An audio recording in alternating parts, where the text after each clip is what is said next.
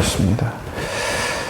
자, 스바냐 이제 시작했는데 이제 금방 끝나네요. 3장까지만 있지만 짧지만 강한 책이 바로 스바냐죠. 이 스바냐서를 한 문장으로 만들어 본다면, 죄로 물든 세상은 하나님이 심판하시되 심판에서 끝나는 것이 아니라 남은 자를 통해 다시 구원과 회복을 이루신다. 남은 자를 통해서 구원을, 회복을 이루시는 하나님의 그 모습을 볼 수가 있습니다. 1장에는 막 여호와의 날, 진노의 날, 두려운 날, 어둠의 날, 고통의 날, 유다의 심판, 이스라엘의 심판을 이야기한다면 2장은 이 범위가 넓어지죠.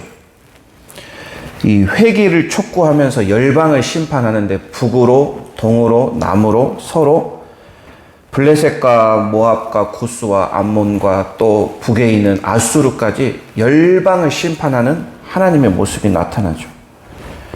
심판만 있습니까? 아니죠. 회개를 촉구합니다. 돌아와라. 하나님을 다시 기억해라. 그리고 희망을 이야기합니다. 남은 자가 있다. 그들이 하나님의 나라를 구원하고 회복시킬 것이다. 또 한 가지, 피할 곳, 숨을 곳을 주신다고 약속하십니다. 희망과 소망과 심판의 메시지가 함께 담겨 있죠. 어제 심판을 말씀하셨죠. 그 이유, 심판의 자리까지 가게 된 그 이유가 무엇이었습니까? 이 백성들이 어리석죠. 부끄러움을 모릅니다. 수치를 몰라요. 그 말이 뭐라겠습니까? 자기를 모르는 거죠. 내가 죄인인지를, 내가 하나님 밖에 있는지를, 자기 자리를 모른다는 것이죠. 왜냐? 기준이었기 때문에 그렇습니다. 세상이 기준이 되고 내가 기준이 되면 내가 하나님이 되고 세상이 하나님이 되는 것이죠. 근데 말씀이 기준이 되면 말씀이 기준을 삼아서 하나님이 내 중심이 되는 것, 나의 왕이 되는 것. 그런데 하나님이 없다, 말씀이 없다, 우상이 중심이 되는 거죠. 이 심판의 원인은 만연한 우상이었습니다. 심판의 결과는 폐허죠. 멸망, 황폐함, 황무지, 이런 단어들이 곳곳에 등장하지요. 반면에 심판은 구원과 양면의 동전 같죠. 한쪽이 심판이라면 한쪽은 반드시 구원이 있다는 것. 멸망받고 형벌받고 심판받는 쪽이 있다면 반대로 구원받는, 바로 생명을 얻는 그쪽이 있다는 것이죠. 스바냐서 1장과 2장은 심판, 멸망, 교만한 자, 자랑하는 자를 하나님께서 심판하신다면, 바로 오늘 3장에서는 겸손한 자, 순결한 자, 특별히 12절에 가난하고 곤고한 자, 이를 통하여, 남은 자를 통하여 회복하는 하나님의 어찌 보면 이 러브 스토리 같은 그런 이야기입니다. 오늘 1절에서 7절 하나님이 심판하시는 이유에 대해서 쭉 이야기를 하죠. 유다에서 2장 열방으로 갔죠. 다시 유다로 포커스 되는 겁니다. 유다가 어떤 성입니까? 더럽고 오염된 성. 어떤 곳이 더럽습니까? 우리 아이들은 화장실 쓰레기 비울 때 더럽다고 해요. 그래서 이 집게손 아시죠? 집게손으로 이렇게 하고, 또 식탁을 닦는데 음식물이 떨어져 있으면 이거를 더럽게 생각하죠. 그래서 있으면 자기가 먹을 건데 그냥 바닥에 있다고 좀 더럽게 여깁니다. 인간은 쓰레기, 음식물, 배설물 이런 것을 더럽게 생각하는데, 인간에게 더 취약한 건 바로 영적인 더러움입니다. 하나님 말씀에 순종하지 않는 것, 회개하지 않는 것, 돌이키지 않는 것, 이러면 인간의 마음이 부패한다는 거죠. 썩어진다는 것, 더러워집니다. 죄로 더러워지고 악한 영으로 더러워지고, 만물보다 거짓되고 심히 부패한 게 무엇이라고 합니까? 사람의 마음이라고 하지 않습니까? 그런데 그 마음에 하나님의 말씀이 들어가면 변화가 생기죠. 회개가 일어납니다. 하나님과의 관계가 회복됩니다. 깨끗해지죠. 청년이 무엇으로 그 마음을 깨끗해 하겠습니까? 시편 말씀. 주님의 말씀을 따라 사는 것. 말씀에 순종하고 말씀을 지키는 것이 그 해답인 줄 믿습니다. 2절 이 더러운 백성의 모습을 말씀을 듣지 않고 가르쳐도 따르지 않고 의지하지 않고 섬기지도 않는다. 이게 인간들의 모습이죠. 하나님께 가까이 가는 것을 꺼립니다. 거리 두기를 하는 것이죠. 육체적, 물리적 거리 두기가 점점점 깊어지면 영적인 거리 두기가 되어버리죠. 영적인 타락, 결국은 더러워진다는 것. 스바냐는 이 더럽고 영적인 타락을 교만과 자랑이라는 단어로, 높아짐이라는 표현으로 자꾸 이야기합니다. 3절, 4절 관리들, 재판관들, 예언자들, 제사장들, 이들이 다 누굽니까? 지도자들 아닙니까? 정치 지도자, 관리들과 재판관들, 종교적 지도자, 예언자와 제사장들. 정치, 종교 지도자의 타락이 결국 유다의 멸망을 불러왔다. 그래서 지도자, 리더가 중요하죠. 사자와 늑대와 같이 자기 배만 불리는 그런 탐욕스러운 지도자. 교만하고 경솔하고 간사하고, 그죠? 성소와 제단을 더럽히는, 하나님을 욕되게 하는 이런 종교 지도자들. 유다의 멸망은 지도자의 죄악으로 인함인 것입니다. 이들의 공통점이 무엇입니까? 지도자들의 공통점, 바로 말을, 입을 사용한다는 것이죠. 입에서 나온 죄악된 말, 입에서 나온 거짓의 말로, 교만한 입술로 하나님보다 자기가 더 높아지는 것. 백성들을 속이고 자기를 자랑하고 자기를 높이는 그 입술, 그 입이 문제입니다. 9절 한번 읽어볼까요? 시작. 그때에 내가 모든 나라 백성의 말을 깨끗이 하겠다. 누구나 나 여호와의 이름을 부르며 모두 함께 나를 섬기게 할 것이다. 아멘. 이 말이 바로 입술입니다. 입술을 깨끗하게 하겠다. 말을 깨끗하게 하겠다.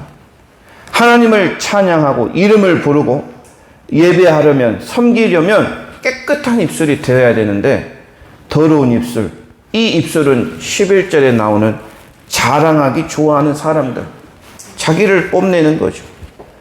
깨끗하지 않은 입술은 말씀이 없습니다.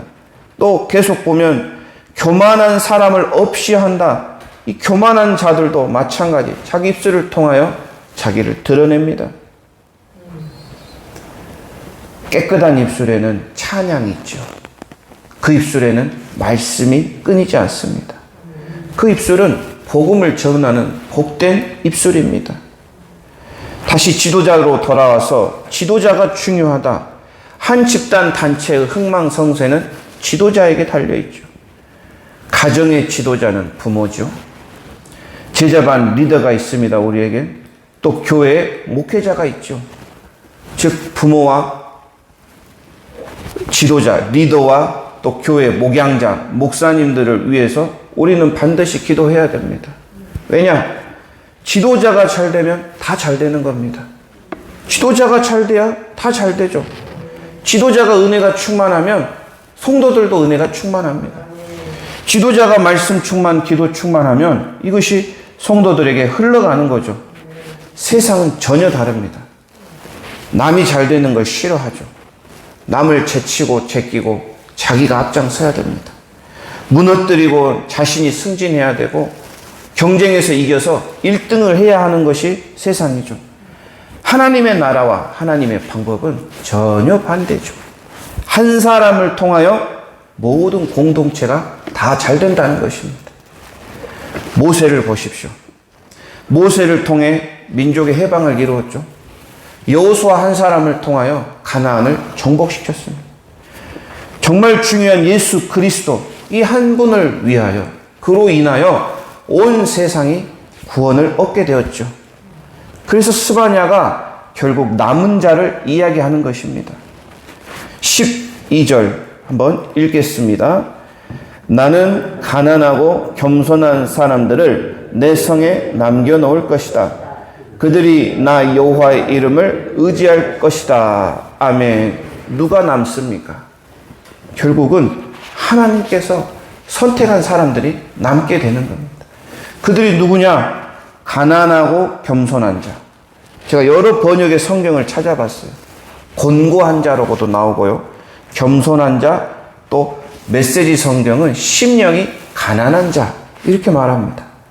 또 다른 버전은 가난하고 힘없는 백성. 왜냐? 힘이 있는 백성들은 다 교만하니까, 자기를 자랑하니까, 그 입술이 더러우니까. 버전마다 다 다른 번역으로 했지만 저는 가난하고 힘없는 남은 자가 제일 마음에 다가왔습니다.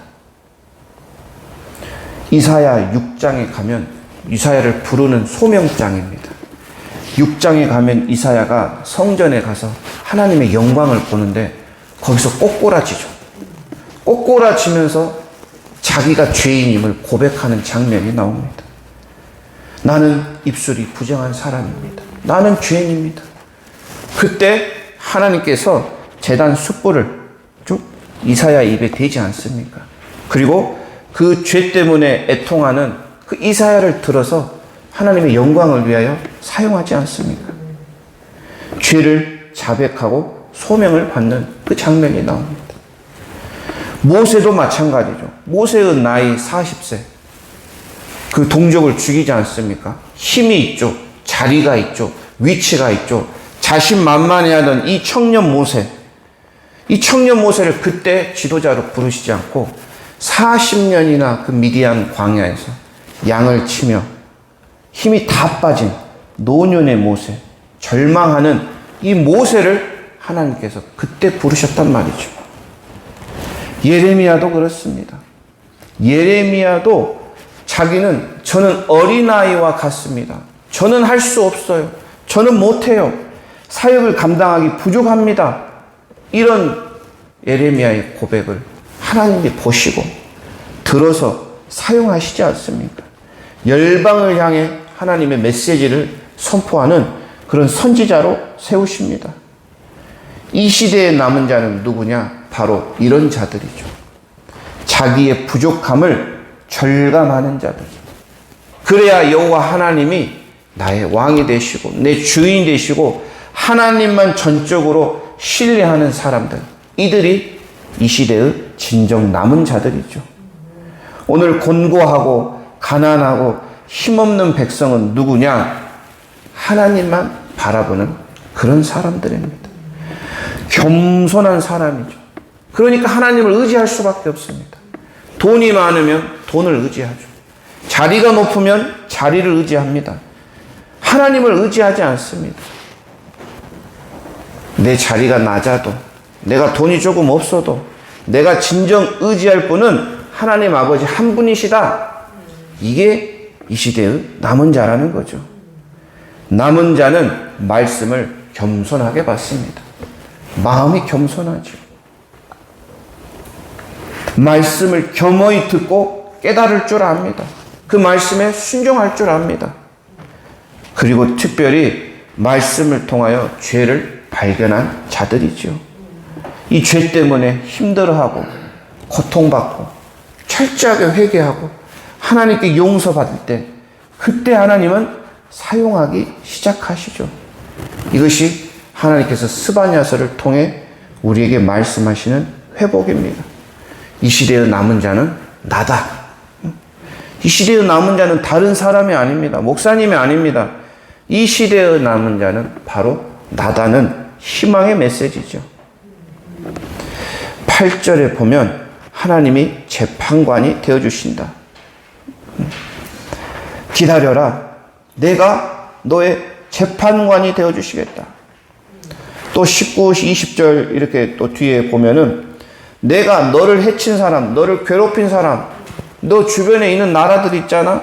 너를 힘들게 하는 사람들 내가 다 벌하겠다. 세상으로 조롱, 비난, 욕설, 손가락질, 무시, 업신여김 이런 소리들이 지금 교회를 향하고 있죠.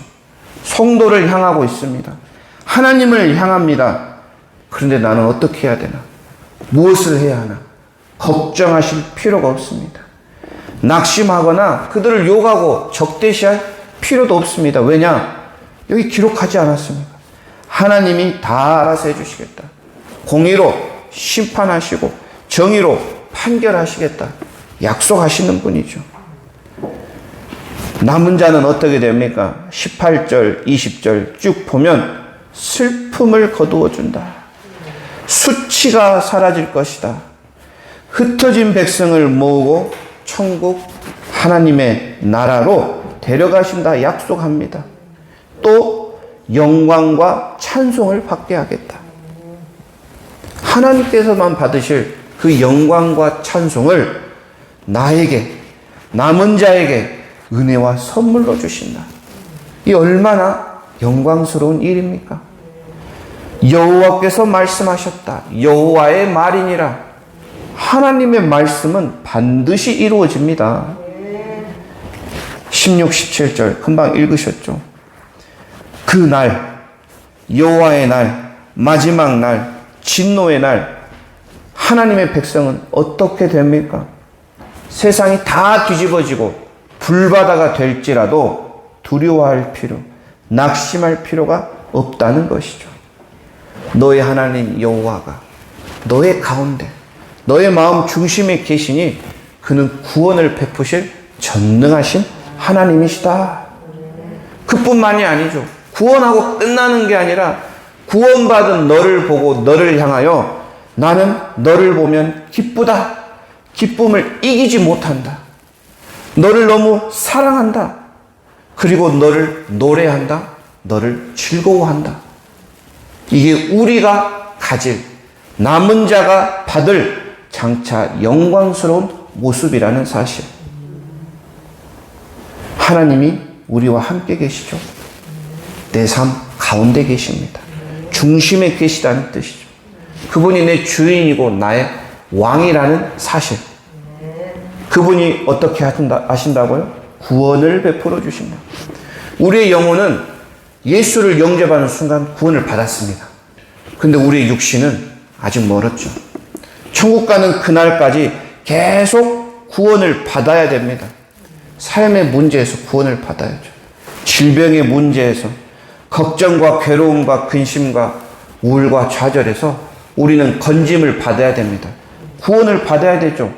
하나님이 예수 믿고 땡 구원하고 끝나는 게 아니라 삶 가운데 과정 우리를 구원하시는 분이라는 사실이죠. 물질 문제, 건강 문제, 자녀 문제, 하나님이 건져주지 않으시면 우리는 할 수 있는 것이 없습니다. 끊임없는 모든 문제를 죽는 그날까지 구원을 베푸실 전능하신 하나님. 이 구절을 계속 묵상하다 보면 그 하나님이 이렇게 해주실 줄 믿게 됩니다. 여기서 끝나는 게 아니라 기뻐하신다. 얼마나 기쁘면 기쁨을 이기지 못한다고 표현합니까? 내 기도를 기뻐하신다. 내 찬양을 기뻐하신다. 내가 진짜 아무것도 안 하고 그냥 있어도 그 존재 자체로만도 기뻐하시는 하나님. 심지어 내가 잘못해도, 내가 죄에 빠져도, 내가 실수해도 나를 건져주시면서 나를 기뻐하시는 그분이 나의 하나님 아버지가 되어주시죠. 이게 희망과 소망입니다. 마지막으로 너를 보고 노래하신다. 참 은혜가 됐습니다. 나 때문에, 우리 때문에 기쁘고 즐겁게 노래하신다. 성경 어디에 하나님이 나를 위해 노래를 하신다는 표현이 있을까요? 남은 자를 향해 하나님의 기쁨의 찬송, 기쁨의 노래가 울려 퍼질 것입니다. 은혜가 되지 않습니까? 듣기만 하면 잘 안 다가옵니다. 이걸 이렇게 제가 말하고 여러분이 들으면 그렇지. 틀린 말은 아니잖아요. 맞아, 그 말이. 이제 거기서 끝나는 거죠. 근데 묵상을 하면 내 것이 됩니다. 요 하나님이 내 하나님이 되죠. 그래서 여러 번 읽어보고 좀 고민도 해보고 이런 분이 정말 나를 위하여 이렇게 해주신다고? 이렇게 하면 진짜 은혜가 되죠. 힘이 되는 거죠. 오늘 이 스바냐, 짧지만 강한 책 스바냐, 구원을 이루실 그 전능자 하나님을 오늘도 찬양하며 나아갑시다.